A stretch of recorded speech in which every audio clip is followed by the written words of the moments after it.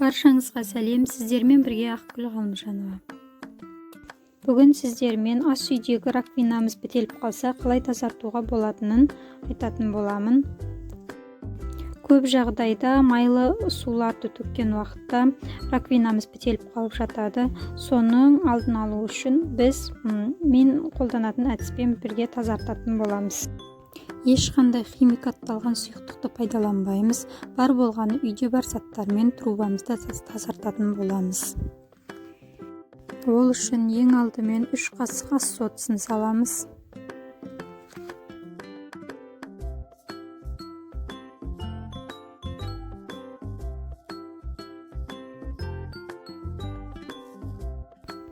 Онан соң 3 қасық тұз салатын боламыз, ас тұзын кәдімгі.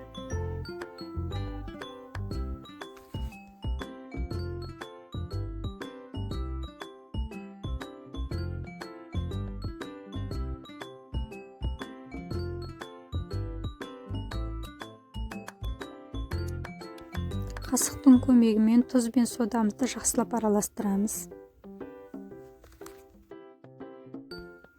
Одан кейін қолданыста жүрген 70% уксустан 5 ас қасық құятын боламыз. Мен көз мөлшермен құйдым, сізде 5 ас қасық өлшеп құйсаңыздар болады.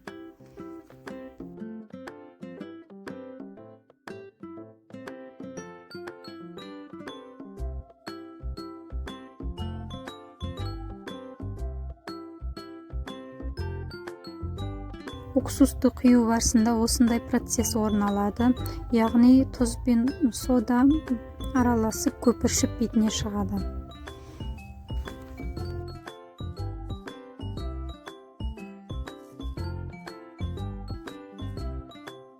Осы процесс аяқталғаннан кейін қайнап тұрған бір шайнек ыстық суымызды үстіне құятын боламыз.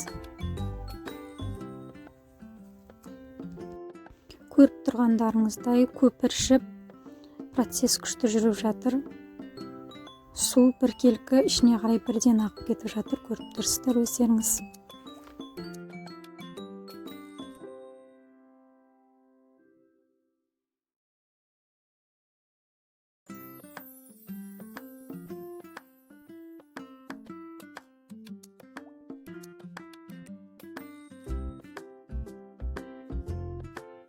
Осымен болды.